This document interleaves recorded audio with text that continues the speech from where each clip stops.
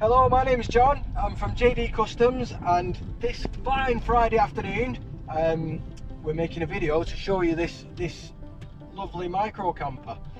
This is the 12th or 13th one that we've done in the last 18 months, and I've got to say it's one of the best ones.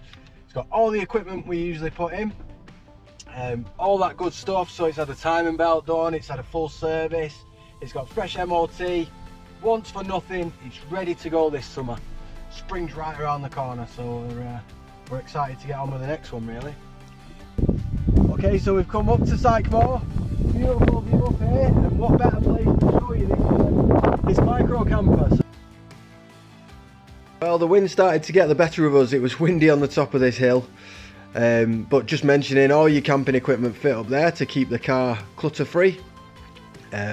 Roof box is brand new, as is the rest of the equipment that's included with this micro camper.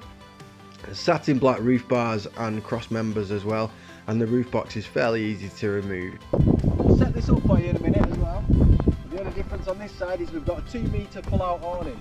I say pull out, it rolls out really. So I'll show you how that's set up.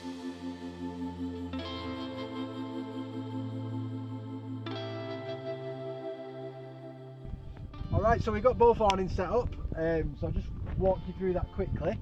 Now this back one, you can use it in this configuration that we've put here. So we've got this kind of porch area, so you can use this middle section, this connecting section here as your kitchen if you like. But you can also have it so that it comes right over the car, so it's connected to the car. So basically you open the tailgate inside the tent, and then it's just an extension of the car then. Personally, I like it this way because it gives you that area where you can do all your cooking and stuff. And if we come around this side, you'll see we've got this other awning up, this canopy, whatever you'd like to call it. This is 2 metres wide by 2 metres in length, so it's quite a good size one. I think it's perfect for these cars. Now it took us about 5 minutes to put this up. Because we're on top of an hill, you have to just watch the wind. So when it's windy like this, it's a 2-man job really. So obviously we've got these guy ropes connected, so that's going nowhere. It's pretty solid. So yeah, you've got the space inside the car, you've got the space inside that tent, or you've got the space outside. What more could you ask really? So we can see, and this is attached to our leisure battery, so that's telling us our leisure battery's got 12.5 volts, which is really healthy. And we've got two twin USB output ports there. You can turn that off as well, as that's going to be annoying if you're asleep in here. We'll leave that on for the time being. And this little button, I don't know if you can hear that, but when I press that, that releases the boot.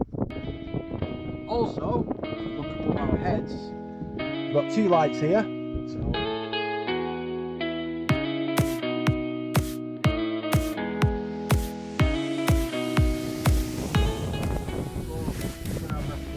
look in there, you can see the other 2 there. You can angle those as well, you can turn them, because they're on a flap, you can turn them whichever direction you want. These are hooked up to the leisure battery, so they're not going to use any of the car batteries, so there's no danger of the car not starting once you've finished your camping or whatever you're doing. Here, this support that just sticks in like that, and that's our thing. Built-in chopping board there as well. I'll show you this once the bed's all set up and stuff, but that is all storage under there. So at the minute we've got our sleeping bag and all our sleeping equipment is in that box, and I'll show you how that works in a minute. The other thing to mention here as well is this. So this car used to be a disabled access vehicle, so this ramp goes all the way to the front of the vehicle, front of the car. Now it's been linoed under there, and that is purely there to be used as storage.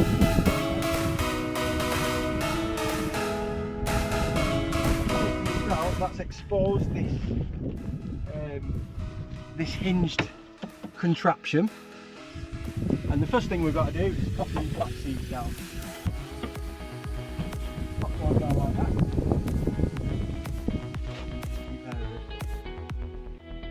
The next thing we're going to do is put our front seats as far forward as we can.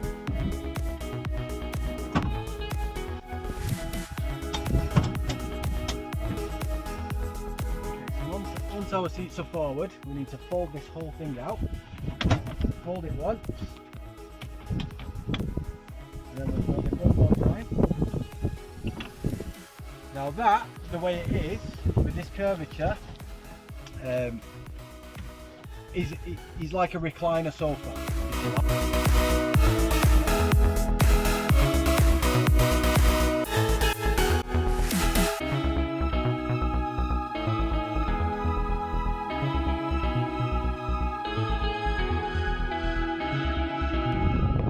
Okay, so mode 1 is recliner mode. So believe it or not, that is really, really comfy in there.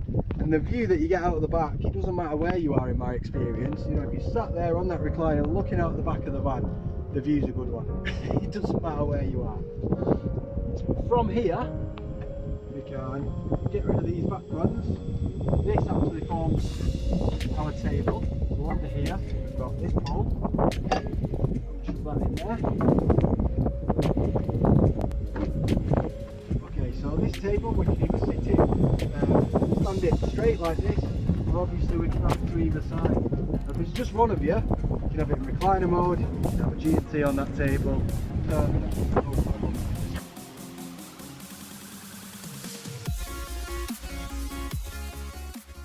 I can have an iPad on here, I can have my gin and tonic, whatever I want, and I've got that fantastic view out there, just perfect.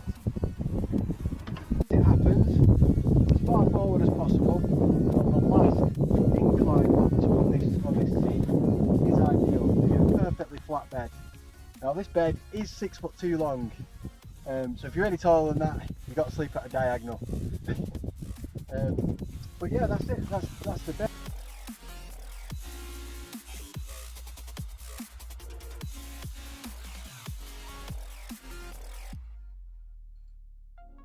Up here, we've got a few extra goodies.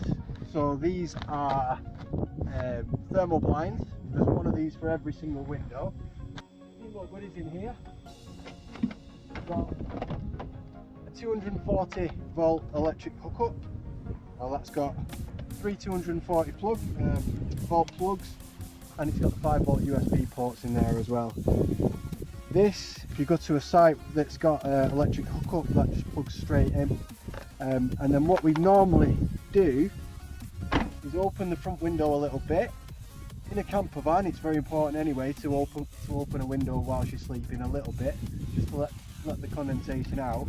But that gives us an opportunity, especially with this rain guard, this wind guard that's on the window, just to snake that through. So, and then you can position that wherever you like. One more thing is, you might notice that all the wood in there, it's all brand new. It's not been varnished, it's not been painted, because we know that you want to make it yours. This is your camper van. It's not for us to decide, oh, it's going to be green, it's going to be blue, it's going to be pink. I've seen some really creative things with our camper vans done in the past. So no, I just leave them. Just leave them that colour, and then it's up to you to go and accessorise, to go and paint it, to go and do whatever you want to do. Because these are very personal things at the end of the day. Right. So this is where the leisure battery is installed, down here.